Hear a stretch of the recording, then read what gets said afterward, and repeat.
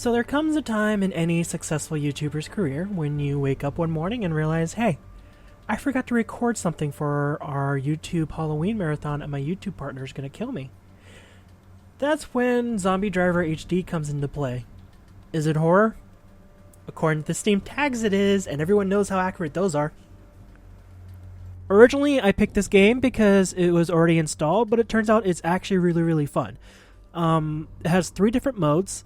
It has story mode, race mode, and survival mode. We're going to go ahead and check out story mode first. I already played a little bit of this game to see if it's worth it, and as far as I can tell, it is.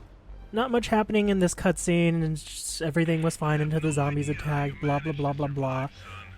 Typical exposition that I'm going to go ahead and skip through. This is the first mission objective briefing.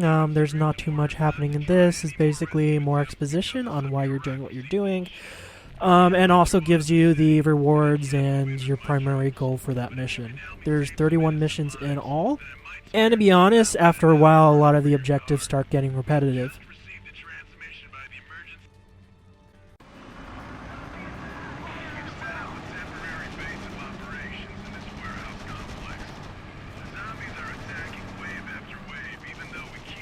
Why are those guys doing push-ups when their friends are fighting for their lives?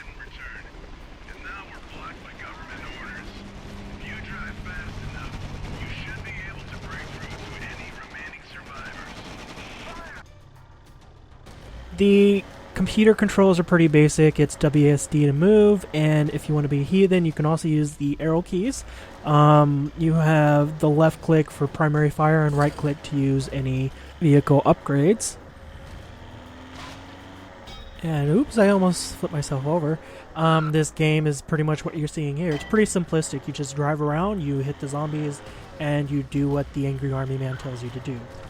There's not a lot going on, at least based off of what I've seen of the story mode so far.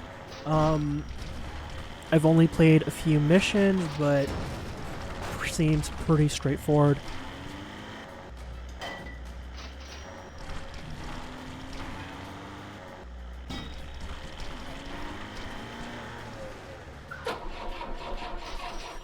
So, to rescue anyone in this game, you basically have to clear out all the zombies, which is kind of dumb because when the zombies from across the map wander in, those get added onto the ones you have to kill on top of the ones that were already there.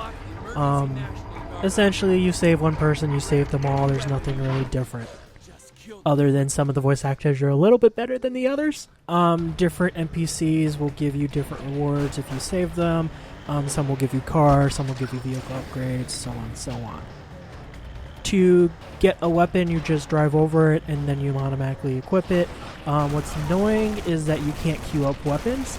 So if you have a machine gun and you decide to drive over the flamethrower fuel, you now have a flamethrower and you lose the machine gun. And then once you are out of the ammo, you don't have any gun at all.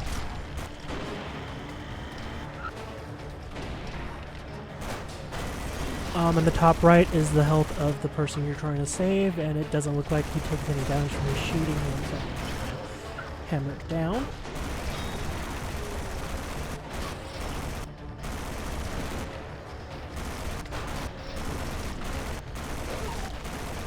And some dogs wandered in from down the street, so now I have to kill them too. That's what I was talking about earlier.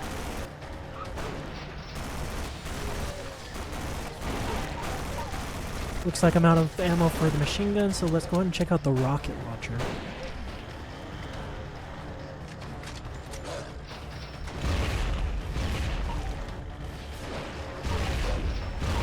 Oof, giblets flying everywhere.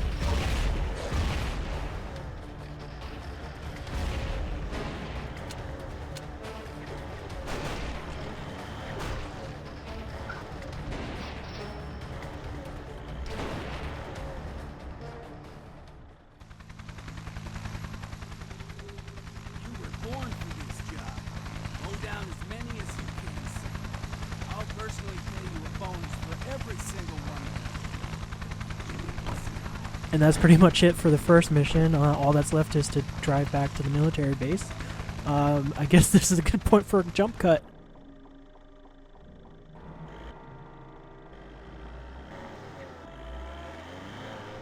So I just finished the second objective, which is go rescue 2 sets of people. It's basically the same thing as the first mission. You go to where the people were, you kill the zombies around the people, and you rescue them. One of them, however, gave me a new car. It's a sports car. This is the upgrade menu right here. Right now I can't really afford anything, so I'm just going to continue on to the next one. Throughout the game you can earn money by doing objectives and secondary objectives and just killing zombies to upgrade your car. This mission I'm checking to see why so many zombies are coming from a specific spot.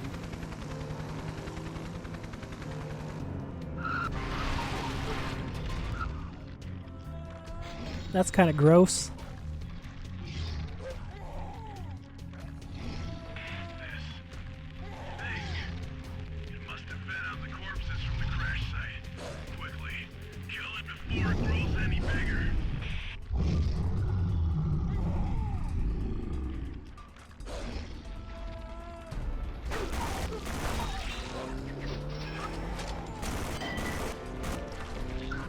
So yeah, this is the only other thing in objective story mode.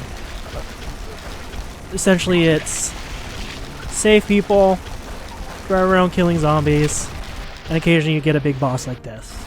It's not really clear if there's supposed to be any special mechanics, so essentially the way I do this boss is dodge the stuff it chunks at me and then just sit in front of it, shooting it. And occasionally I just go back to the park behind me to go heal up if I have to. It's not that exciting at all. Now, to be fair, I haven't played that far into objective mode to see if any other future bosses get a little bit more interesting with mechanics. This one kind of falls flat though.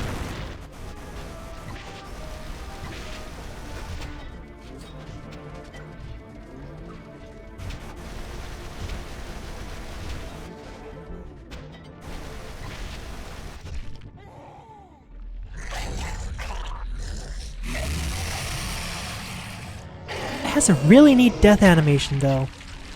Look at all those giblets everywhere.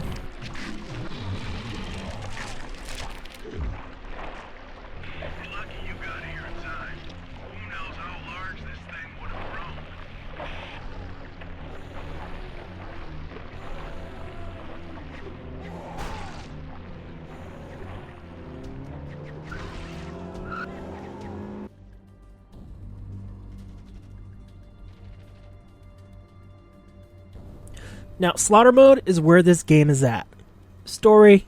Who needs a story? Get out of your story. Get out of your half-decent voice acting that ranges from character to character. All I need is a car, some zombies, and next thing I know, I'm reenacting my downtown Friday night fantasies.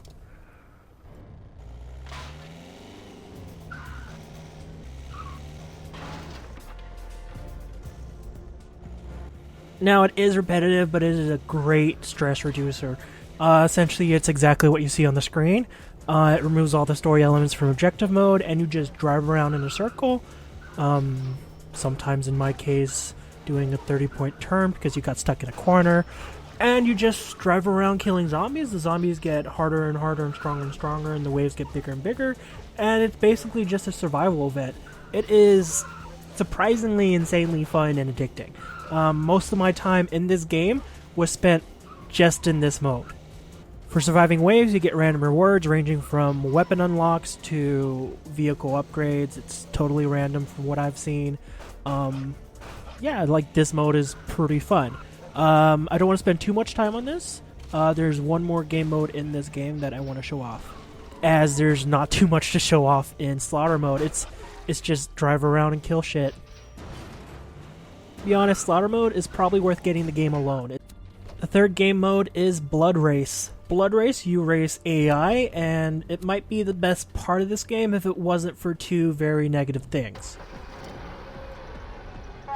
One, it doesn't have multiplayer, and two, if it did have multiplayer, I don't know anyone else who owns the game.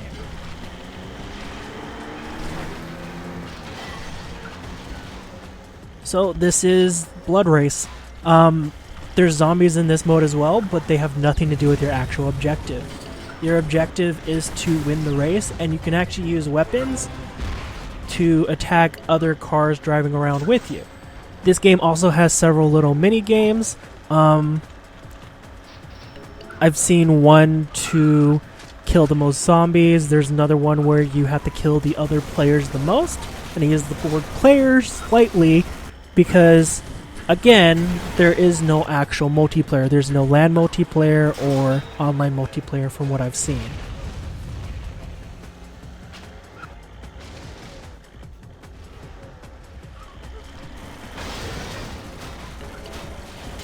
It's also really good to see that my driving skills throughout all the games I play pretty much stay the same, as I'm getting stuck over and over again. Jeez.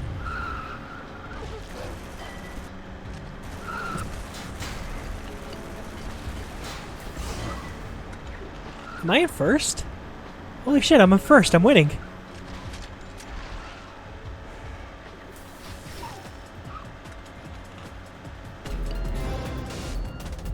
And I won!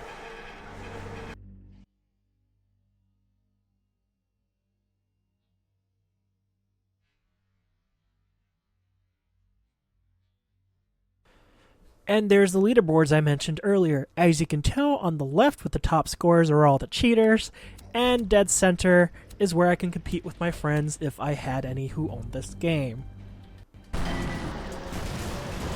Overall, it's like if the original GTA and the game Crazy Taxi had a small child, only the child needs glasses because of this tiny, tiny font. Anyways, it's fun, but it's not entirely worth the price tag it's going for on Steam right now, which is $9.99. If you could pick it up on sale, go for it. It's pretty fun just for the slaughter mode, and it's a really good way to kill a couple of hours. I'm going to go ahead and end it here. Thank you guys for watching, and I'll see you guys later.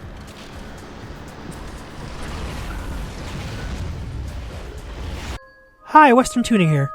Well, that game sure was a spooky game, whatever game that was. Be sure to check out the next game in our Halloween marathon over on Zombie Biscotti's channel. Don't forget, throughout October, on even number days, episodes are over on ZB's channel, and on odd, they're over on mine. Thanks for watching.